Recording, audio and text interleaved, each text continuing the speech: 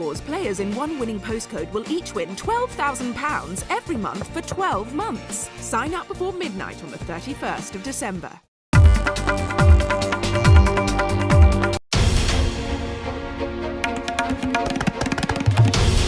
This is NDTV, and you're watching NDTV 24/7.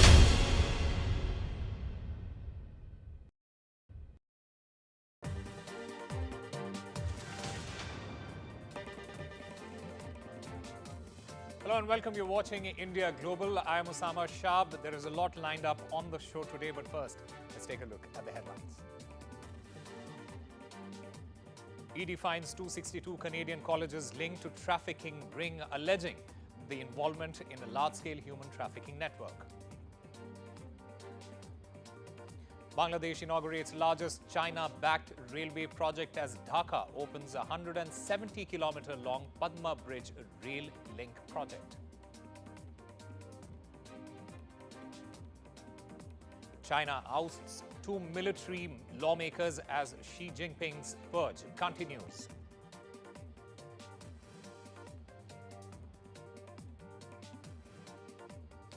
Trump's AI pick Sriram Krishnan faces MAGA backlash. This backlash is over Krishnan's comments on H-1B visas.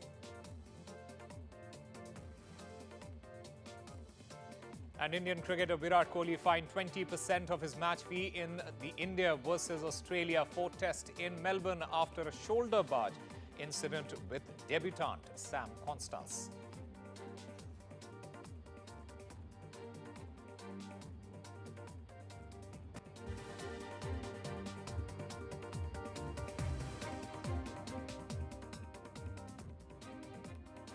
Well, our big story, the top story on India Global, it focuses on the Enforcement Directorate's latest inquiry, which has found links between 2 Maharashtra-based institutions and an unspecified number of Canadian colleges who are illegally smuggling Indian citizens across the United States and Canada border.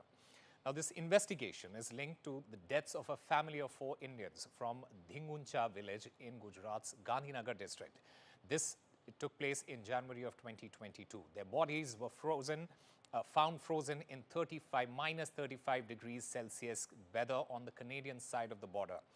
Inquiries since then suggest that they paid human smugglers an exorbitant sum of at least rupees 55 lakh each to be illegally transported into the United States. Now, the Enforcement Directorate, it has discovered that 262 Canadian colleges, they had allegedly entered into agreements with 2 Indian entities allegedly involved in a large-scale human trafficking network.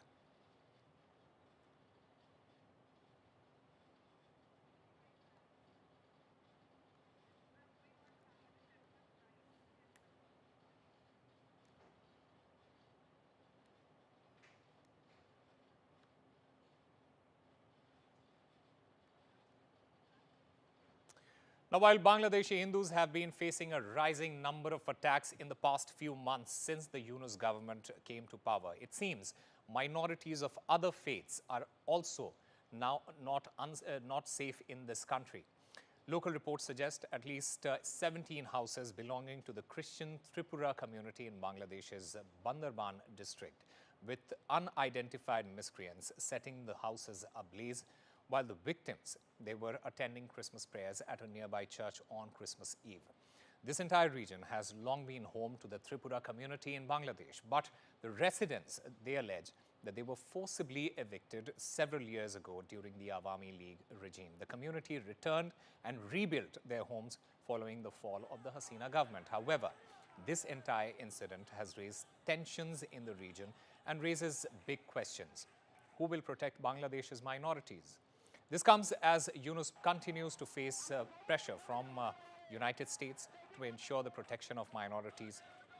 After U.S. National Security Advisor Jake Sullivan, he held a call with the interim government chief where he urged the Bangladesh government, saying that Bangladesh must protect minorities of all faiths. Meanwhile, we'll try and understand the repercussions. We'll try and ask these questions to our guests at this point. And I'm currently joined by Yogesh Gupta, a former diplomat. I also have with me Mohammad Kamaruzzaman, senior Bangladeshi journalist. Kamaruzzaman, to you first. I'm sure both of you, both the guests, you understand the challenges which are there in the country. There is this fear of radicalism. We are now seeing this right now, that there are attacks on the minorities, not just the minority Hindu community there, but also the other communities. Do you have any hope from the interim government in Bangladesh, and do you think they will address that? Thank you, Osama. Thank you very much for having me. Actually, you have already mentioned in your narration that these Christian communities were evicted during the regime of Sheikh Hasina when Benazir Ahmed was the police chief, and even his garden was made there that was named Space Garden. Police garden. So they were oppressed even in the previous time. But unfortunately, this time when the Christmas Day was observing across the whole country in a very peaceful and jolly manner, at that time, those people faced a tremendous suffering due to the fire at their homes. And today, sometimes back, the Chief Advisor's Office, Press Wing, issued a statement, and I have that statement here. And already the government sent the advisor for the Chattogram Hill Tracks affair, Sudipto Chakma, there. And also there was a case or FIR filed by a Christian, senior Christian people in Bandarban police station. And in that affair, that Christian person also alleged that some other Christian, there was two groups actually, after their return to their original place from where they were ousted during Awami League regime, and after that there were grouping, and that FIR recorded that one group might have the involvement in this fire. Actually, now the government is determined to conduct a very proper investigation, and after that investigation, we can understand what actually happened. But people now, whole people are expecting that this government, especially after different incidents, now the Christian communities, they are raising tensions. So these issues should be cared in a very professional and mindful manner by the government, and of course, a proper and in-depth and professional, unbiased investigation should be conducted here after this incident of fire. Okay, we'll have to wait and watch whether an unbiased Osama. investigation takes place or not. But Yogesh Gupta, this entire situation there, especially the treatment of the minority Hindus and now the minority Christian community there is a lot of pressure from across the board on the interim government. The question is, how will Yunus government protect the minorities? Well, so far, unfortunately, the record of the Yunus government in protecting the minorities in Bangladesh has been dismal. The kind of activities that he's supporting, the role of the Muslim League students wing, the Jamaat Islami students wing, and other political parties which are currently active there, is clearly giving the signal that his regime is supporting the hardline Islamist and fundamentalist forces. Yunus activities himself, when he goes abroad, he's meeting, people from these countries recently, and while of course the United States will not support any violence against the Christians, but the kind of activities that his regime, has been supporting, and the way some of these organizations are conducting themselves, particularly the Chhatra Samiti and others, is giving encouragement to these groups. And India, of course, is very concerned. I mean, these are people with strong ties to us. And we are waiting for the change of regime in the United States. And otherwise, at some point, we'll have to take some sort of reciprocal measures, because that's the only language these people understand. All right, Kamru Zama, you know, there is a growing pressure on the interim government. And like Mr. Gupta there also mentioned, the US has voiced its concern. India has repeatedly spoken about protecting the minorities there. How will Yunus respond to the growing global pressure is the question. Yes, thank you very much for this good question. Actually, Dr. Yunus has already several times stated and assured that it is the responsibility of this interim government that is the outcome of a massive upsurge, and people expectation is to establish rule of law, justice everywhere. So the people's expectation to Dr. Yunus is very high. That's why Yunus has already assured several times. Actually, the problem is that just after the coming to power, Dr. Yunus as an interim government, the expectation of the whole world has also increased because he is a very global figure. And if you know that during the regime of Sheikh Hasina, in the 15 years regime, there were dozens of incidents of attacks, killings, on minority Hindu communities, even hundreds of Hindus' houses were captured by the Awami Leaguers. So at that time, actually, the response of the even global community was not so high. Even people were not aware of that. And local media even at that time didn't able to report freely. So now the global audience came to know about any incident regarding here. So the pressure is high. And But we Kamru expect Zama, the that question, as a people but of Kamru Zama, the point is, will these assurances that the Yunus government has been making, will it actually turn into actions? And that is something that we'll have to wait and watch. Gentlemen, stay with us because another crucial story. Yes, we'll come. Just look. Yes, absolutely. We'll come to you. Another crucial story that we are tracking at the moment from Bangladesh. Dhaka has inaugurated one of its most significant projects under the China Proposed Belt and Road Initiative, Bangladesh's largest railway, Padma Bridge Rail Link project. The railway, known locally as the Dream Road, it stretches approximately 170 kilometers and was built by the China Railway Group Limited and funded by the Export-Import Bank of China. Following its opening, travel time between the capital Dhaka and the southwestern city of Jashore will be reduced from the original 10 hours to just 3 hours.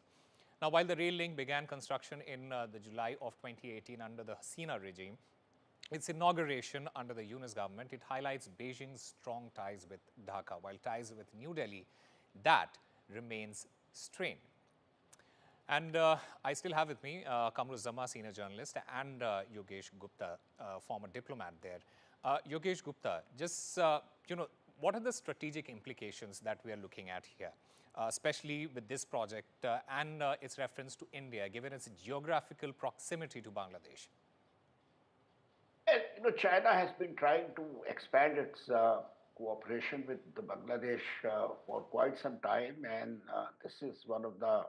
this was one of the projects funded by China, its Export-Import Bank, and certainly these Chinese intention always has been to reduce India's role and influence in Bangladesh. And these projects are aimed at reducing India's influence and expanding China's own influence in that region. Uh, Besides the connectivity projects, China has also been supporting, certain defense-related projects, certain military-related projects in Bangladesh. So its intention always has been to build up its own ties and to reduce and weaken Bangladesh, influence with India, its relationship with India. So we will have to see how this project impacts our Bangladesh's ties with India, how it impacts our strategic interest, and what sort of measures we need to take, to safeguard our interests. Right, Kamru Zama, India and China, they have not really been on the same page for some time. It's only very recently that after the delimitation exercise in Depchong and Depsang, that India and China have started and initiated a dialogue. Are there any concerns that this project might exacerbate existing tensions between India and Bangladesh? Actually, thank you. Actually, Bangladesh is always interested to make relationship both China and India, because you know that Bangladesh has huge business with India as well as with China. And even according to a report that I had some days back during the regime of Sheikh Hasina, nearly 1 million Chinese citizens are working here in Bangladesh. Some formal and some informal, and there are hundreds of projects here. So China is very serious or very desperate to expand their presence here. And after the fall of Sheikh Hasina, who is considered to be the strongest ally of India, now China is more desperate to expedite its presence here. And it's of course may rise tension in India. So now people are expecting that both China and India consider Bangladesh as friendly nation, and Bangladesh is also interested to do business or other development work on partnership basis, both with China and India. So in that case, more dialogue may be held between Bangladesh and India. India is the closest neighbor and the huge border. So the prospect of business between Bangladesh and India is also huge. But in that case, what is the tension here in Bangladesh is that India is always partial to Sheikh Hasina. So this mentality must be changed by India. And in that case, people-to-people relationship in terms of business, culture, and other arenas, it will be boosted. And in that case, of course, the presence of China will not be a matter of tension for both Bangladesh and India. Right, Mr. Gupta, very quickly, your response to what Kamruzzaman has said, and also, are there any concerns about China's increasing economic and strategic footprint in this region? And how do you think it might, impact the regional stability there? Well, we are not against, improvement of Bangladesh's relations with China. I mean, certainly not. Bangladesh is welcome to have economic ties with all neighbors, all countries. But in the past, what has been noteworthy is that the kind of projects that China has been taking up, those have generally some serious strategic implications. And so we will have to see whether this new railway bridge and this new railway line that they have inaugurated, what kind of implications it has for relations with India, for India's strategic interests, and then take suitable measures, to safeguard those interests. All right, Mr. Gupta and Kamruzzaman, thank you very much for speaking to NDTV and sharing your views there. Time for a very short break. More news and updates on the other side.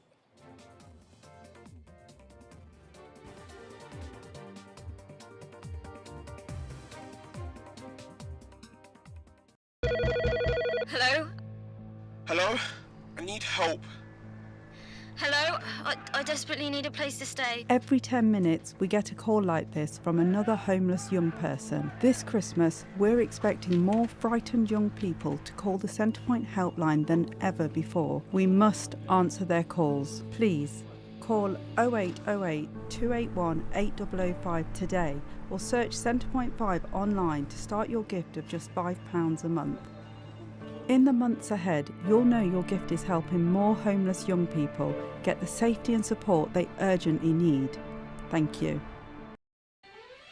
The Vodafone Big Winter Sale is now on. Get the Samsung Galaxy S24 from only £22 per month plus £30 up front. That's a huge £828 saving. Just one of the amazing offers in the Vodafone Big Winter Sale. Hurry, this deal ends the 9th of January. Vodafone, the nation's network. No child should suffer the torture of trachoma, but so many are in pain right now. Nananga's lashes have turned inwards. They rip and tear away at his eyes. Pomelo's sight could be gone forever. He's just 3 years old. Kofanga screams for his mother. His eyes are so infected that he can't even see her. For so many children in the world's poorest countries, trachoma is torture. It's a painful infection often spread by flies, and it's destroying children's eyesight. But it could be stopped if you help today. By calling 0800 021 3925 and giving £2 a month to Sightsavers, you can help make sure children get the treatment they desperately need. You'll help us bring them the medicines and the care that can treat infections. And that means you'll be helping to save children from the torture of trachoma and a life of blindness. Please help us reach them. Call 0800 021 3925, text C7 to 82727, or go online and give just £2 a month now. Because we need you to help save the sight of children like Nananga. We need you to help save them from the torture of trachoma. Step into an unforgettable year with a VIP, a very important postcode, because in People's Postcode Lottery's January draws, players in one winning postcode will each win £12,000 every month for 12 months. Fill your calendar with the things you've always dreamed of. Sign up before midnight tomorrow for you and your neighbours' chance to win £12,000 every month for 12 months. Is your door in the draw?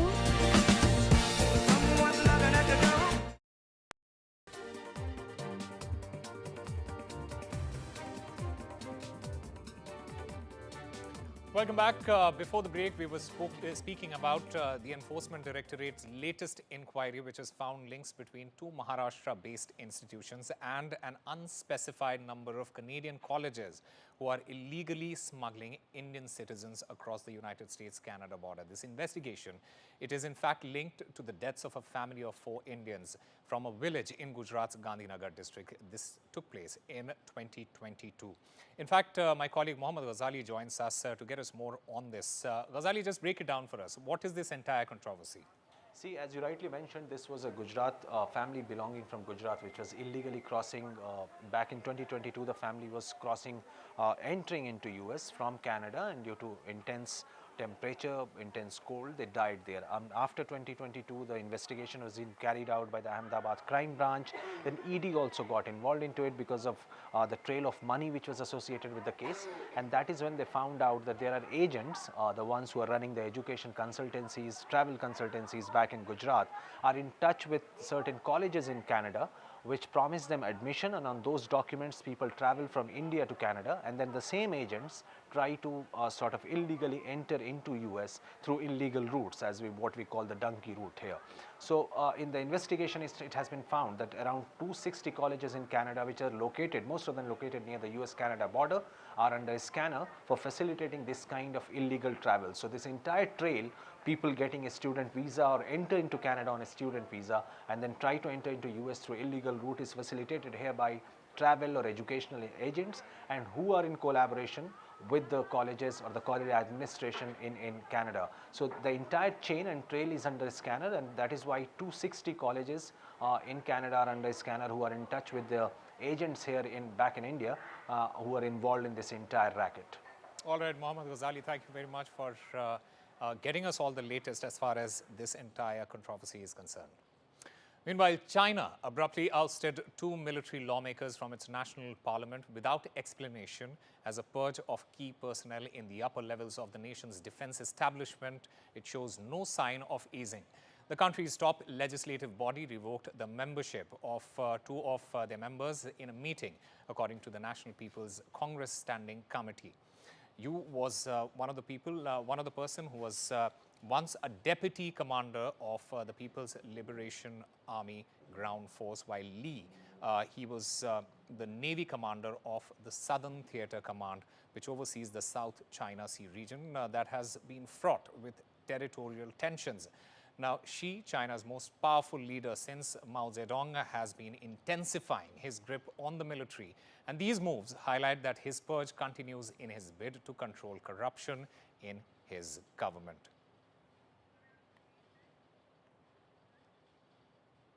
In a surprising Christmas Day revelation, US President-elect Donald Trump has suggested hockey legend Wayne Gretzky should run for Prime Minister of Canada, joking that he could easily win without even campaigning. Trump shared the conversation on Truth Social, saying he told Gretzky, "You could become the governor of Canada, soon to be the 51st state." It's a nod to his frequent jokes about expanding the United States, but despite Trump's encouragement, Gretzky, who is a dual US-Canadian citizen, he wasn't interested in entering politics. However, Trump thinks Canadians should start a draft Wayne Gretzky movement. This playful suggestion comes as Ottawa's political future hangs in the balance. Prime Minister Justin Trudeau's grip on power is shaky, with a potential no-confidence vote looming in January. Now, as Canada faces an uncertain future, Trump continues to push bold policies, including proposed tariffs on Canadian imports. The stage may soon be set for a new political era north of the border. Could Wayne Gretzky, or the quote-unquote the Great One, become Canada's next political star? Well, only time will tell. And as Washington braces for a historic presidential transition, one thing is clear. Corporate America is making its move. Just weeks after endorsing Kamala Harris in the election, big business is now shifting its allegiance to President-elect Donald Trump. Wall Street tech giants and auto manufacturers, they are opening their wallets to Trump's inaugural committee, with donations already surpassing $150 million, exceeding expectations and threatening to break the record that was set in 2017. From Amazon's Jeff Bezos and Meta's Mark Zuckerberg to hedge fund magnate Ken Griffin, names that once opposed Trump's agenda are now eager to cozy up. All are pledging $1 million or more, hoping to secure influence over the incoming administration. For these business leaders, the stakes are high, as Trump has promised to revamp economic policies that could favor select industries. His inaugural committee has become a crucial doorway to power. As the inauguration approaches, one thing is certain: the lines between business and politics are blurring more than ever. Time now for a very short break. More on the other side.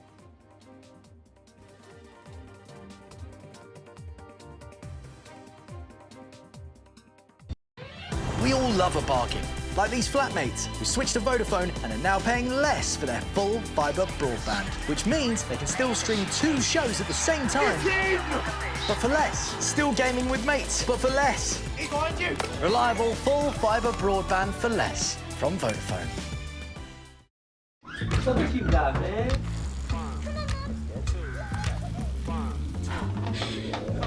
Turn that resistance up. Give me what you can.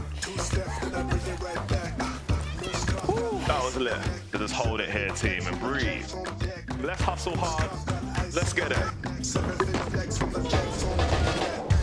Nice work. Smashing it over there.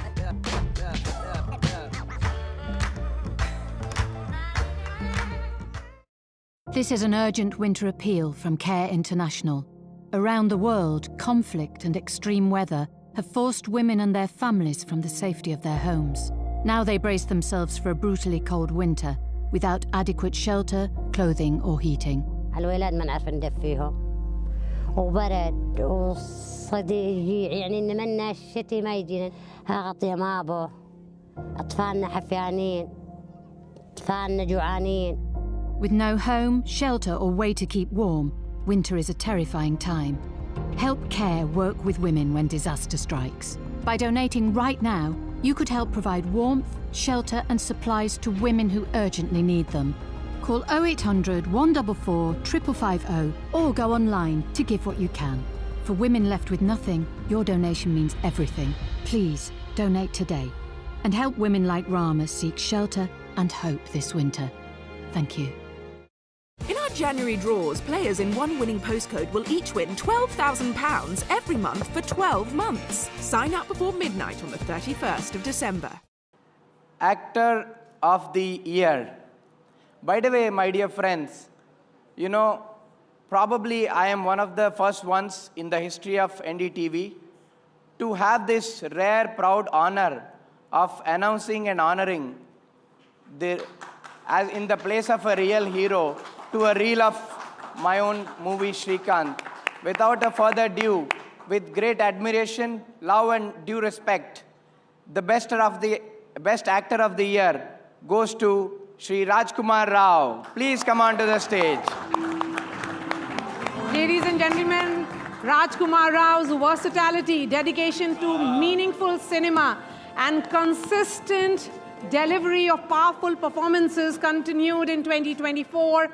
His recent roles in Shrikant, Mr. and Mrs. Mahi, Stree 2 and Wiki Vidya Ka Wo Wala video showcases his deep commitment to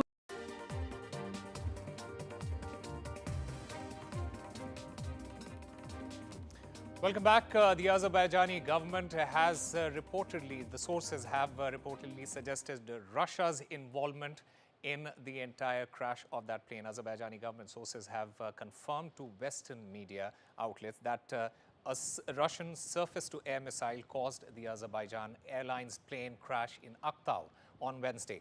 Now, media reports indicate that the missile was fired at flight 8432 during a drone air activity above Grozny, and the shrapnel, it hit the passengers and cabin crew as it exploded next to the aircraft mid-flight.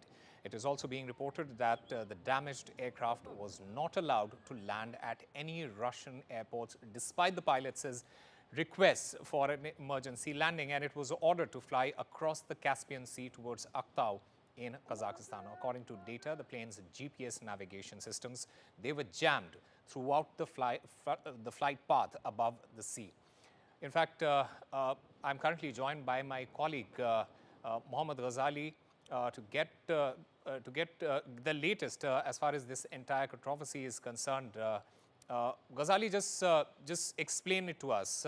What are the sources from the Azerbaijani government saying with respect to Russia's involvement in this entire tragedy that took place yesterday? See, since the report emerged yesterday that this plane has crash landed, there were experts, aviation experts from Russia itself and multiple other sources hinting that perhaps the impact which was shown on the plane's fuselage doesn't look like it's a bird hit. There are reports that aviation experts perhaps initially they called out that this looks like that a Russian anti-aircraft missile has struck it because it was also passing through a region which is heavily manned by drones from both sides, both from Russia and Ukraine, and perhaps Russia mistook it as an aircraft from Ukrainian side, and that is why it has been hit. Now, this has come initially from the aviation experts, but Western media is also reporting that now even the Azerbaijani government sources are also confirming it, that perhaps it may not be the impact of bird hit that the plane crash landed, but it was attacked by an anti-missile from a missile towards this aircraft, and that is why it crash landed, and then later we saw scores of people dead in this attack.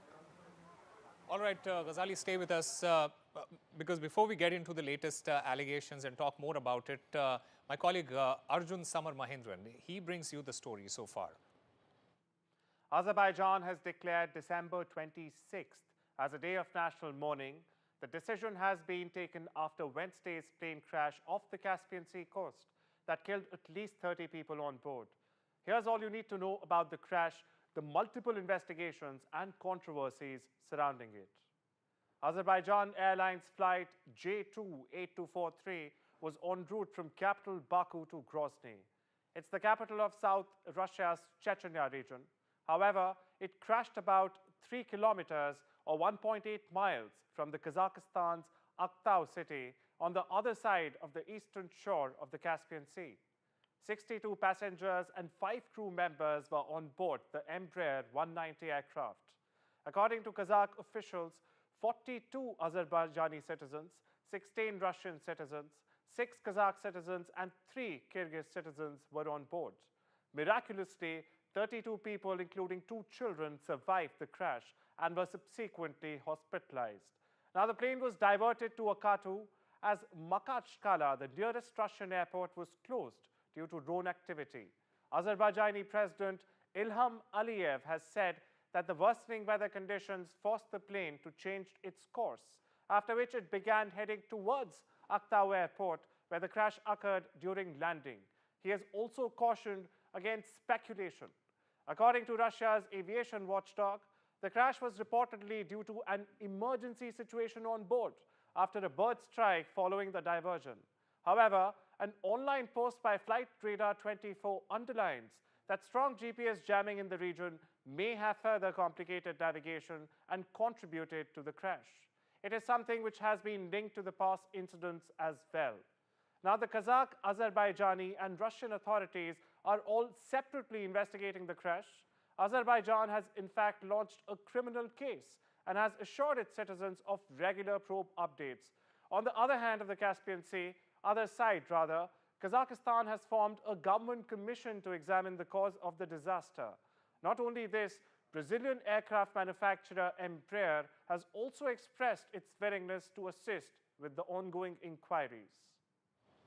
All right, my colleague Mohammad Ghazali is still there with us. Ghazali, how serious are these allegations that have been made against Russia, and has there been a response from Russia so far? See, once these hypotheses came yesterday, before any confirmation or official confirmation, but only the aviation experts were hinting at it, the Kremlin responded saying that we should not speculate about the reason behind this tragedy. But as of now, after the Azerbaijani government sources have been quoted by foreign media, there has been no response from Kremlin, but it is expected that they will maintain the same line that perhaps it was a tragedy or an accident and not a hit by any kind of air defense system. But you know, the kind of exchange between Russia and Ukraine, or the situation, the way it has developed in the last 1 week, multiple missile attack from Russia into Ukrainian territory, Ukraine also attacking through drones in the city of Kazan and other. It seems that before a ceasefire or even a peace talk can initiate after Trump comes to office, both sides want to inflict maximum damage on their adversaries, and that is exactly what is happening. Not in particular hinting towards this tragedy, because we still don't have a kind of on-record confirmation either from Russia, Kazakhstan, or any other parties involved in it, or civilians from different countries were killed in this attack. So we don't have official confirmation from those government or even from Azerbaijan Airlines which crashed. So we will have to wait for an official on-record confirmation from either of the governments. But yes, some of the media networks are reporting that it is Azerbaijani government sources which have hinted that perhaps this was an attack by air defense system, because the impact also on the fuselage doesn't show or doesn't suggest that it was a bird hit, but perhaps it may have been some air defense system which tracked it and then sort of attacked it. All right, we'll have to wait and watch how things develop as far as this entire situation is concerned. Mohammad Ghazali, thank you very much for speaking to us. Meanwhile, listen in to what the Kremlin had to say earlier. Как в Кремле относятся к сообщениям о том, что самолет был обстрелян? Идет следствие. Любой авиационный инцидент должен быть расследован специализированными авиационными властями. И до выводов следствия выстраивать какие-то гипотезы было бы неверным. И мы, конечно же, этого делать не можем, и никто не должен этого делать. Нужно дождаться окончания этого следствия. All right, Trump's AI policy advisor pick Sriram Krishnan, he has ignited a fierce debate that pits Silicon Valley's tech titans against the populist MAGA or Make America Great Again movement. Sriram Krishnan is facing backlash for his comments involving removing country caps of H-1B visas and the growing tension over the future of U.S. immigration policy and the role of foreign talents, particularly from countries like India in Washington's tech future. Conservative commentator Laura Loomer has been vocal in her disapproval of Krishnan's appointment, accusing him of betraying the America First agenda by advocating for immigration reforms that she claims would undermine American workers. However, numerous key faces such as incoming White House AI and crypto czar David Sachs, Elon Musk, and Indian-American Congressman Ro Khanna, they have backed Sriram and his comments. David Sachs also noted that many MAGA critiques have confused the Trump pick for another person sharing the same name there. How is this going to develop over the course of months, and how will the removal of countries' H-1B cap impact India? How will it affect United States? We'll try and get the answers to those questions. I'm currently joined by Professor Andrew Latham, Professor of Political Science. I also have Varun Singh, immigration expert. Professor Latham, to you first. How do you see this backlash that Trump is facing over his pick, Mr. Sriram? Do you think he will rethink his decision of appointing him in that position? No, I don't. I mean, I think the reaction on the part of the MAGA crowd was perfectly predictable. Their view, of course, as you just articulated, is that, or implied at least, that if H-1B visa process, which allows American employers to hire foreign nationals, is expanded, and if the green card which is the first step on the road to immigration to the United States, is accelerated, this is going to result in a huge influx of workers, especially from India in the high-tech and AI sectors. And that, according to the far-right mega crowd, is going to displace American workers, hence the claim that this works against America first. My view is that they're completely wrong about this, but that nevertheless is the party line, as it were, coming out of the Laura Loomer, MAGA, far-right influencer crowd. Okay. Varun Singh, the question is, how will the removal of country H-1B cap impact India here? Just break it down for us. Yeah, so Shab, this is very interesting. You know that 75% of Indians only have the dominance on the H-1B cap.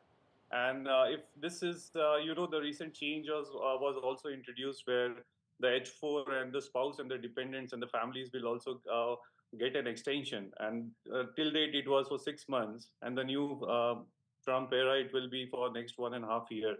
So this is also a big movement and this is a big change because of the lengthy process and delayed outcomes.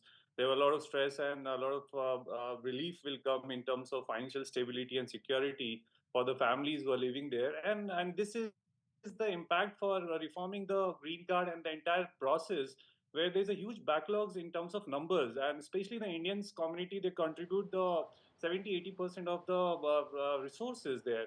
So this is going to change, and that's why there are some changes in the Home Office and Homeland.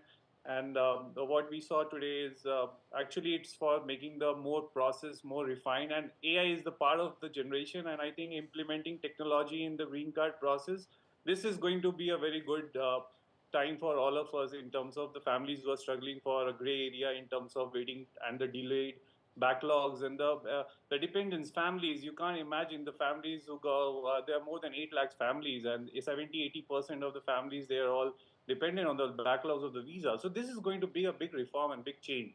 And having a good advisory, I don't think Trump's administration will have any issues on selecting a good advisory in terms of caste or color. It's all based on the skill sets and the knowledge. So I think we have to take it very positively on a positive note. Okay. Professor Latham, the President-elect Donald Trump and the Indian Prime Minister Modi, both they have enjoyed cordial relations over the years. And in turn, India and US have managed to strengthen ties. Will Trump-Modi bonhomie keep the visa curves at bay? That is the question. Well, I think you've hit on something important here, which is that in terms of geopolitics, the United States really wants India in its camp as much as possible. So that's part of the equation here. But there's something bigger, which is I think Trump and David Sachs and Elon Musk, all like me, immigrants to this country, really think that reforming the mechanisms through which America can attract the best talent from around the world is going to help ensure that the United States will be at the cutting edge, the leader of AI technology. And again, geopolitics raises its ugly head because China's in the mix as well. And here's the thing, is that a great many of the leading innovators in the AI sector come from India. And so for Donald Trump and his advisors, David Sachs and Elon Musk and others, opening those doors as wide as possible has both geopolitical consequences, but also economic consequences in terms of maintaining America's lead in the AI world. And then I think a distant third is, because I don't think Donald Trump cares much about the humane and humanitarian dimension, but as my fellow guest just pointed out, this is going to have a real impact on real human lives. And not just the immigrants, but the families of. So I think the bloviating on the part of the MAGA crowd is predictable, but it is entirely misplaced. Hiring these people and pursuing the policies that they're advocating is going to ensure American leadership in the most important industry in the world right now, I think, which is the AI industry. And that's good. Right. That's good for America. That's about making America great again, if I can be ironic. Absolutely. And Varun, Professor Latham spoke about the geopolitical consequences and the impact that it might have. But I also want to understand Trump's relationship with his base, that is the AI and the tech industry. How do you think it might, this entire controversy impact Trump's relationship with his base and especially the tech industry there? See, sir, the tech industry, you know that all Indians tech resource, and that is the main hub for the Indians as a Silicon Valley, and the tech, the technology is the backbone for any growth, if you see. And in terms of leadership, I believe without giving the importance of AI, this is not going to reduce. Absolutely, Professor Latham, what he's saying is absolutely correct, 100 out of 100 in terms of the geopolitics and the outcome. So this policy will make a reform in terms of the end user. The end user is basically the large number of volumes. So if you see the technology and the home and the bridge between the connectivity in terms of India and US and how we bridge the gap of technology and infusing AI in the entire visa process, this will reduce a huge cost, employer side also, and the other side as well, even for the family side.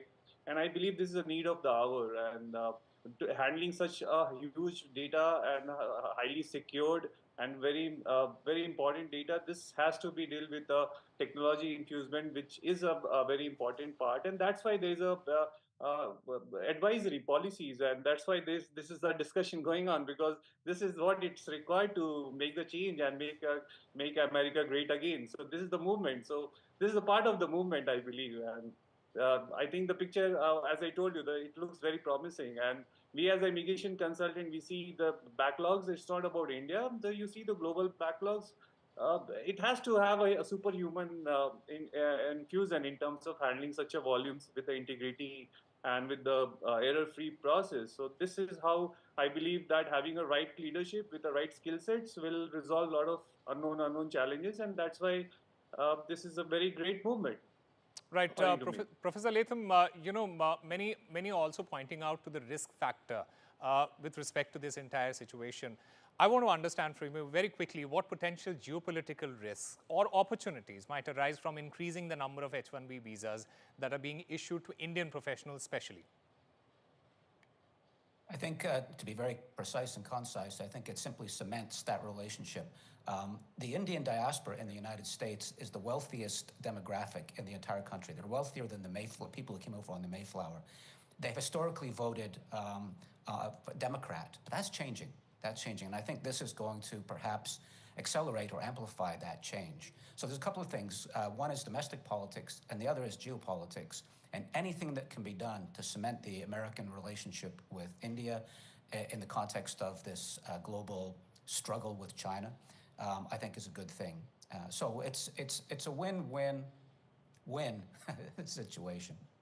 All right, it is a win-win situation for both the countries. Gentlemen, thank you very much for speaking to NDTV and sharing your views. Time now for a very short break. More on the other side.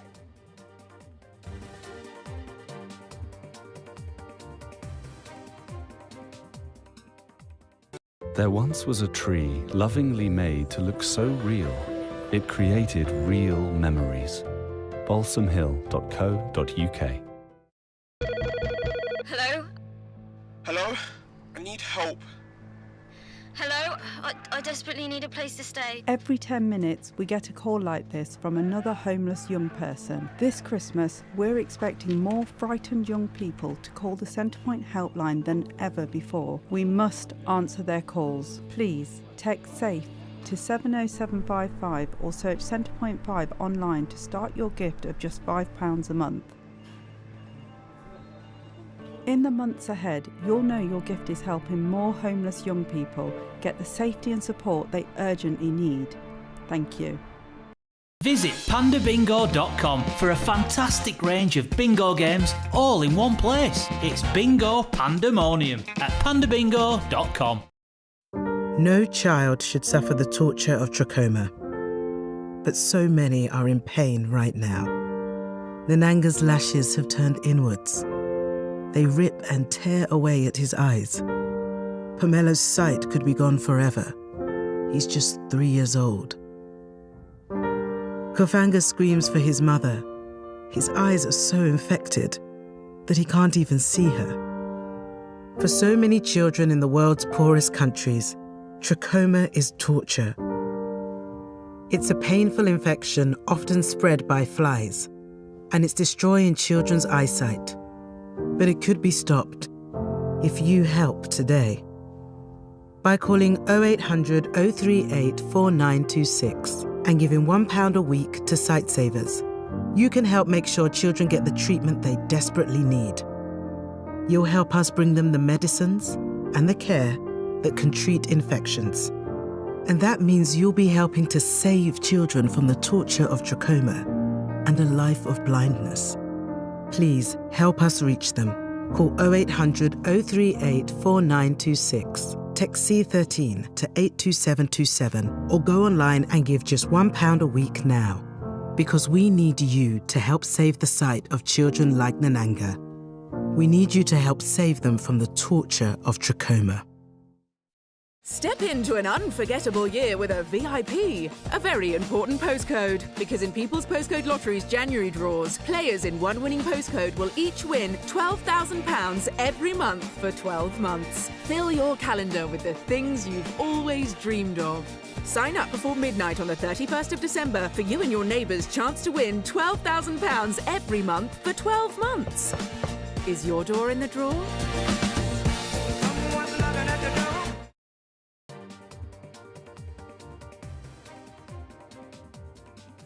Welcome back. South Korea's main opposition party submitted a motion to impeach the country's acting leader over his reluctance to fill 3 constitutional court vacancies ahead of the court's review of rebellion charges against impeached President Yoon Suk-yeol, stemming from his short-lived martial law decrees on December the 3rd. The court appointments have stalled amid an intensifying dispute between the liberal opposition and Yoon's conservative party and the potential impeachment of Prime Minister Han Duck-soo may deepen the political paralysis that has halted high-level diplomacy and rattled financial markets there. And on to some sports news. Record crowd, heated altercation between a batting superstar and a debutante, a supernova debut, and Australia taking control of day one. This is all that headlined the opening day of the traditional Boxing Day test in Melbourne. Virat Kohli, he is in trouble. We'll get to that. He is in trouble with an incident involving him and Sam Constance. But first, let's take a look at how the innings unfolded on the day one. Teenager Sam Constance delighted a packed house in MCG on Boxing Day, playing shots all around the wicket. He arrived with a bang with the most extraordinary act against Jasprit Bumrah. Smashed an unbeaten 34 off 33 of Bumrah, including 18 in an over. Bumrah has never conceded more in a test over. Constance was removed after a breezy knock of 60 on debut by Jadeja. Australia were 89 for 1. The hosts had 3 more half-century partnerships, Marnus Labuschagne involved in 2 of them as he notched up 72 before giving his wicket away to Washington Sundar. Despite getting hit in the beginning, Bumrah rode back, removing India's kryptonite, Travis Head, with a peach of a delivery. The hosts lost 3 wickets for 9 in 23 balls, Bumrah 3 for 75 on the day. Despite wickets falling, Australia once again launched an attack. Smith and Carey continued to entertain the 87,000-plus Boxing Day crowd. Steve Smith was patient and persistent, continuing his love affair with MCG to end the day on an unbeaten 68. 4 half-centuries were scored on the day as Australia went to stumps at 311 for 6. Meanwhile, there is always drama when India plays Australia, especially in Australia, and especially when Virat Kohli is involved. And there was a controversy right on the day one of the Melbourne Test. Virat Kohli, the veteran Indian batter, he in fact bumped shoulders with Sam Constance right in the middle of the pitch. That led to a heated altercation, an argument between the two. Virat Kohli, there's many commentators, they call this behavior uncalled for. They said Virat Kohli should not have done this. In fact, the match referee there, he in fact imposed a 20% match fee fine on Virat Kohli and a level 1 conduct. But Sam Constance, after the end of day one. He spoke to the media. He said that things happen when things get heated during a match, and such things happen during a cricket match, and he doesn't really have much to say as far as this entire controversy is concerned. But it has raised a lot of eyebrows, especially with Virat Kohli's behavior. Many have said that Virat Kohli has not really been in the rich vein of form that he is known for, and this is possibly a reaction to that right now. In fact, let's listen into I what answered the first one. I was just doing my gloves and I think he accidentally bumped me, but I think that's just cricket, just the tension, and I think for me, just having that freedom and just backing myself and just trying to bring the best version of each ball. So lucky enough to get a few runs today. And survivors and victims' relatives will this week mark the 20th anniversary of the 2004 Indian Ocean earthquake and tsunami, which killed more than 220,000 people across more than a dozen countries. A 9.1 magnitude earthquake off the western coast of Indonesia's Sumatra Island triggered huge waves that swept into coastal areas of Indonesia, Sri Lanka, India, Thailand, and 9 other nations around the Indian Ocean basin. The tsunami was triggered by the longest fault line rupture from an earthquake ever observed seconds before 7:59 a.m. on the 26th of December in 2004. It created waves more than 30 meters high, releasing energy equivalent to 23,000 Hiroshima atomic bombs and causing widespread destruction, killing a total of 226,000 people. Listen in to what one of the relatives of the victims had to say. Bahwa peserta didik yang bersekolah di SMA 1 Longa adalah kelahiran di atas 2004. Nah, sehingga kami di samping kita ingin memberikan edukasi terkait dengan sejarah tsunami kepada peserta didik yang lahir di atas 2004, kami tidak ingin mereka tuh lupa akan sejarah itu, bahwa pernah terjadi suatu tragedi yang mungkin bagi sebagian orang kelam dan sebagainya. Namun hari ini bagi generasi muda juga mereka harus tahu apa sih harus mereka lakukan pasca tsunami dan sebagainya. That's all we have for you. Keep watching India Global.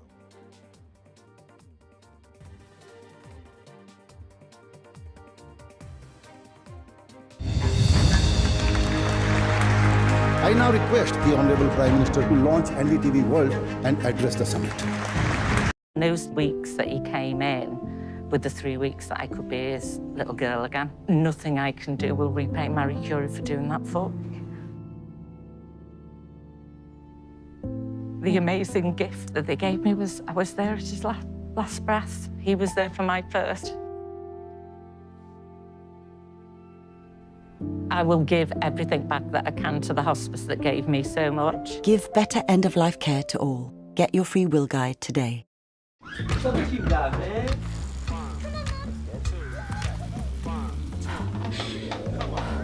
that resistance up. Give me what you can. That was lit. Just hold it here, team, and breathe. Let's hustle hard. Let's get it. Nice work. Smashing it over there.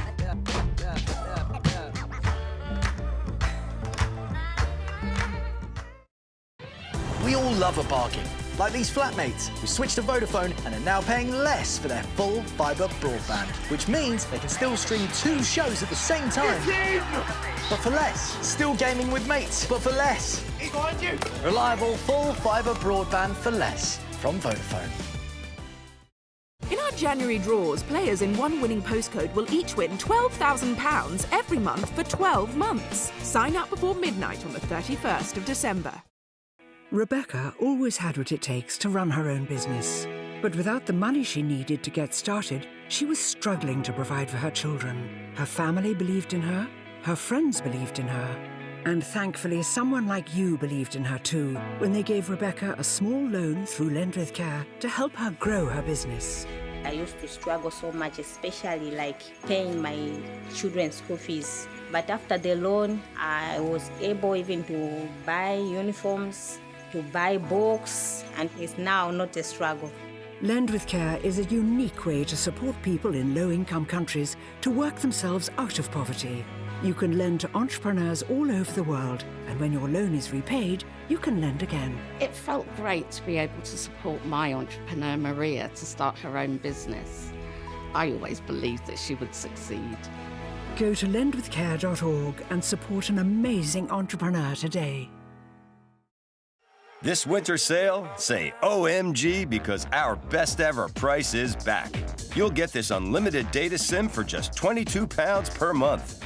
And you can gift data to the family, so you can start the new year more connected to everyone and everything. All on the UK's best network. That's why families choose EE. Hurry, this winter sale offer ends 30th of January. Hello. How was Iceland? It was good, I guess. Had a few issues here and there. Didn't you check Brighton? No, the sun wasn't bright at all. Iceland, you know. Wait, you don't know Brighton? They must have missed out on some seamless visa assistance. Plus extra baggage allowance and 24/7 customer support. I mean, there's a reason they're rated excellent on Trustpilot.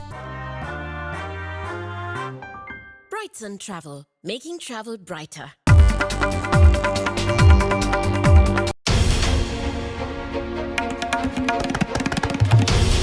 This is NDTV, and you're watching NDTV 24/7.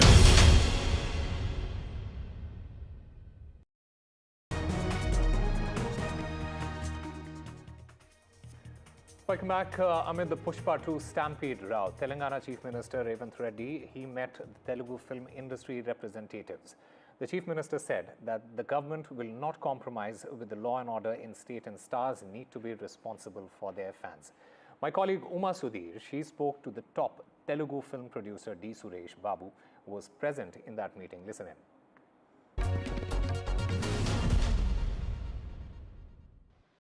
A lot of apprehension and tension building up to the meeting between the Chief Minister and the film industry leaders. I have with me D. Suresh Babu, producer and someone who attended the meeting this morning.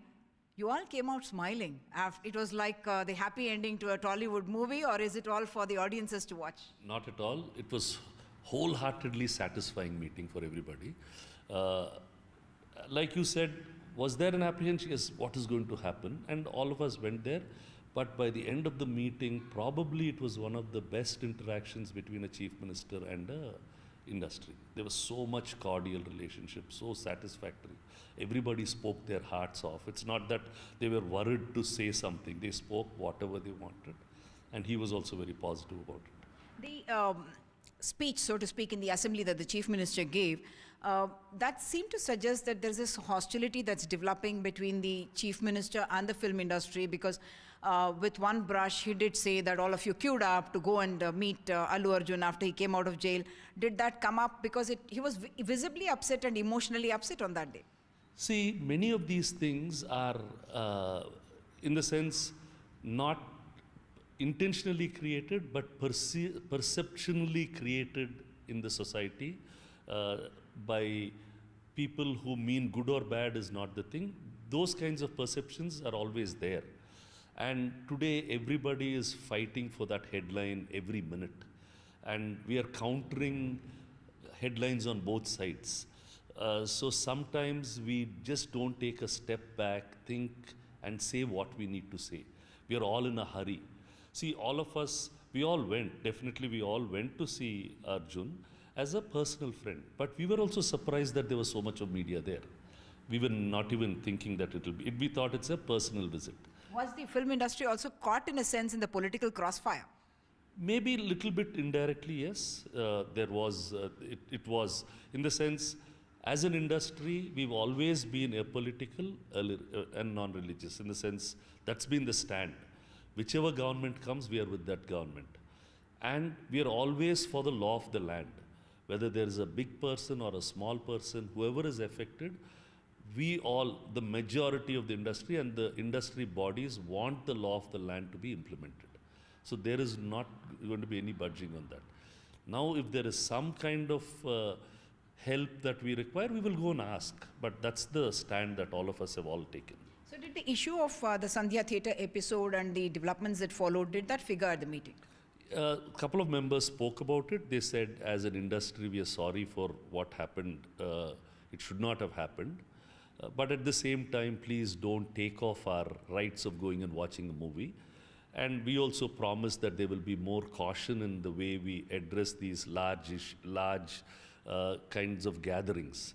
The police also had suggestions on how to conduct these things, take better permissions, have better barricading, better things, and so that there is a system in which we can do these things. See, we ourselves have been noticing, it's not today. I remember Ramoji Garu stopped a film award function because there was a stampede in those days. That mass frenzy when it comes, there is no one who can control it. But we have to have that thought process of trying to map what might happen there and be cautious and not get caught up in this headlining business. That's when all these problems will happen. The Chief Minister is reported to have said that no compromise on the law and order per se, and also putting the onus on celebrities and their private security teams to behave in a particular manner and issue guidelines. Is that what was discussed too? No, there was a discussion on when we are hiring these agencies, just check the credentials of those agencies. It should not become, because you're hiring when you hire a security for your company, there's a certain way. Now you're hiring certain other people called bouncers. Now who are they? Where are